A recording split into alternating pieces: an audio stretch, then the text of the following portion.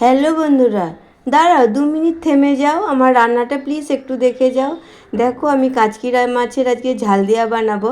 ওখানে কাচকি মাছ ভেজে রেখেছি, আর এখানে পেঁয়াজ কুচিয়ে নিয়েছি, কাঁচা লঙ্কা চিড়ে রেখেছি, আর এখানে নিয়েছি কাশ্মীরি লঙ্কার গুঁড়ো, মানে ঝাল লঙ্কার গুঁড়ো, ধনে গুঁড়ো, জিরে গুঁড়ো।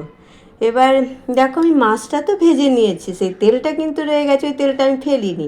ওই তেলের মধ্যেই দিয়ে দিলাম আর একটু সর্ষের তেল, কারণ মাছ ভাজার তেলে রান্না করলে টেস্টটা আরও সুন্দর হয় মাছটা যদি রান্না করা হয়।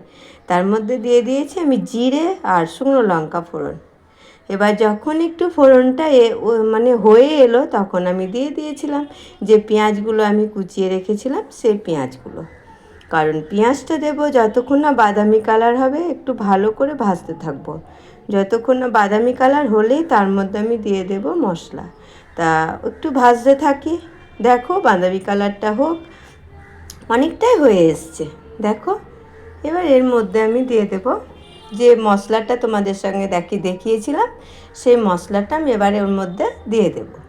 এবার মশলার সাথে পেঁয়াজের সাথে একটু ভালো করে কষিয়ে নেব। তারপরে দিয়ে দেবো টমেটোটা একটু কষিয়ে নেব।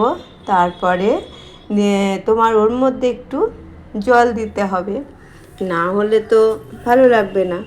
তার মধ্যে আবার দিয়ে দেবো একটু লবণ, চিনি, সামান্য চিনি দিতে হবে, লবণ। তারপরে দেখো যে মাছগুলো ভেজে রেখেছিলাম, সেই মাছগুলো দিয়ে দিলাম।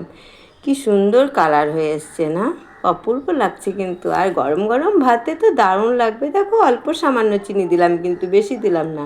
আর সসটা একটু বেশি পরিমাণেই দিতে হবে। 15 টাকার সসটা 3 ভাগ দিয়ে দিতে হবে, 1 ভাগ রেখে দিতে হবে।